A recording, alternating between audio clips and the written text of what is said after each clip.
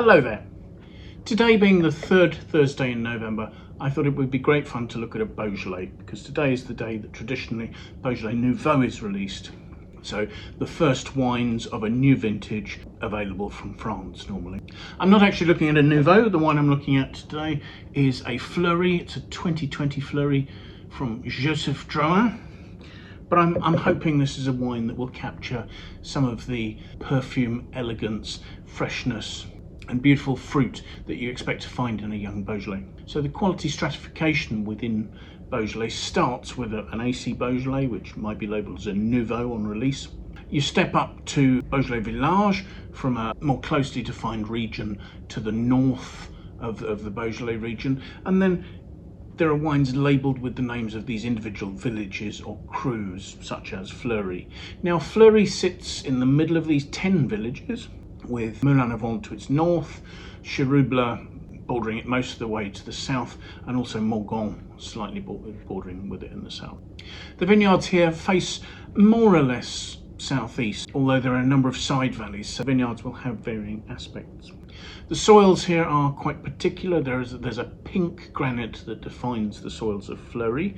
It tends to be quite light and quite acidic, and it is in no small part accountable for the fact that the wines of Fleurie gain their sort of elegant, perfumed nature. This, as is the case with the red wines of Beaujolais, is made from 100% Gamay.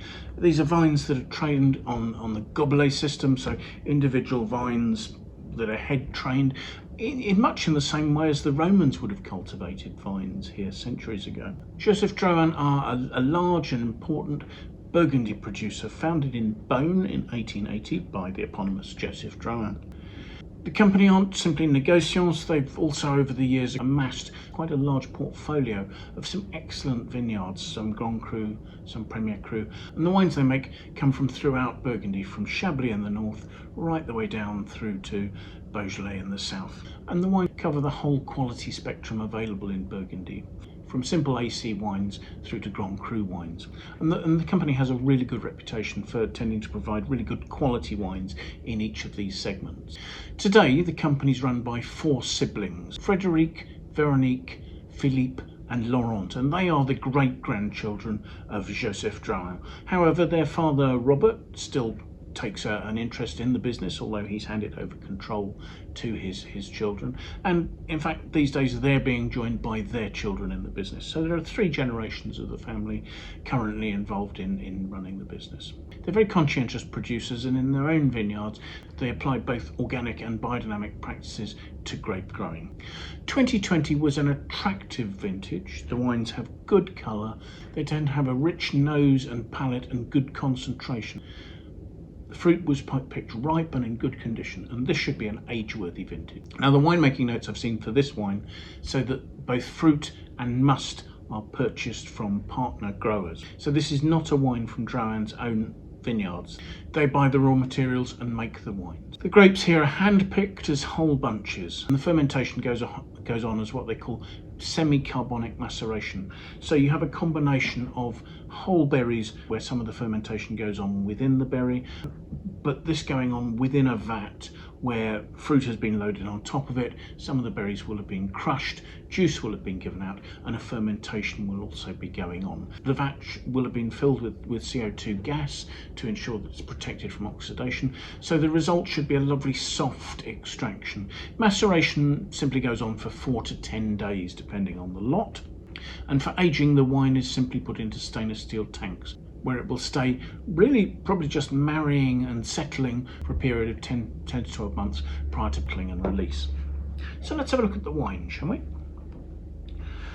The wine has a relatively dark looking ruby colour. I've seen it described as raspberry. That's quite a deep raspberry colour, almost heading towards Loganberry sort of. It's not particularly deep, it's not opaque. Swirling it, it does seem to be forming some tears on the glass. It's a 13.5% alcohol wine. It doesn't seem to have a huge amount of tannin, so it's not massively viscous. I've got this in a nice big glass to release the aromas here, because the one thing I'm really hoping for from a Fleurie is beautiful perfume. So let's see if it's achieved that. That's very attractive. That's a simple, straightforward, open, almost floral perfume. Although there are slight sort of high-tone perfumes, almost like honeysuckle, and there are touches of spice, almost touches of cloves in there. At the core of this, there are lovely, fresh red cherry and red plum aromas. There is a beautiful purity and a lovely definition to them. So let's have a taste.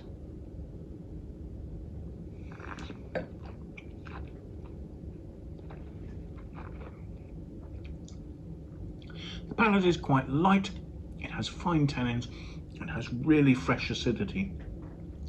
It's quite a rich, almost plummy red fruit, very ripe cherries, but the freshness of the acidity, and I guess possibly a little bit of alcohol warmth, is showing up some spices. There's almost a touch of clove coming through to anise. It's almost a slight rush of licorice on the mid palate there before it gives way to more of those plum, maybe almost prune red fruit notes. And again, there's that sort of lifted floral perfume at the end. Slight notes of honeysuckle or lilies or something like that. I didn't see a Wine Searcher aggregated critics score for this vintage of this wine. I would expect to find this somewhere in the region of 89 to 90. It's a nicely made, nicely balanced, quite simple, straightforward wine. For a Beaujolais, it's got quite good concentration. There is a fine structure there, and it might well develop for up to 4 years more. But it's lovely to drink now. The freshness is giving it some attractive length, and there's some richness and juicy fruit on the finish that makes it very enjoyable. It's a straightforward wine with really attractive fruit character. A very appealing drink, and one that I'm enjoying very much. So thank you so much for joining us. I do hope you found the tasting of interest. If you have enjoyed it, do please press the like button. That would be fantastic. If you have any friends you think might like to watch, do please feel free to forward it to them. We'd really appreciate that.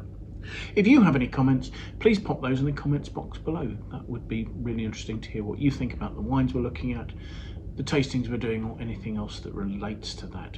I'll leave a link in the notes below to the Wine Searcher webpage for this vintage of this wine, and that way you can see where it's available, what its pricing is, and also using the tabs on that page you can find a lot more background information about how the wine's made, about the producer, the grape variety, the region. You can see its price history, you can see critics' comments and other users' reviews. So hopefully that will give you plenty of background information if you're thinking about buying the wine. So thank you once again for joining us, and I do hope you'll manage to make some time and come and join us for another tasting in the very near future, won't you? Bye for now.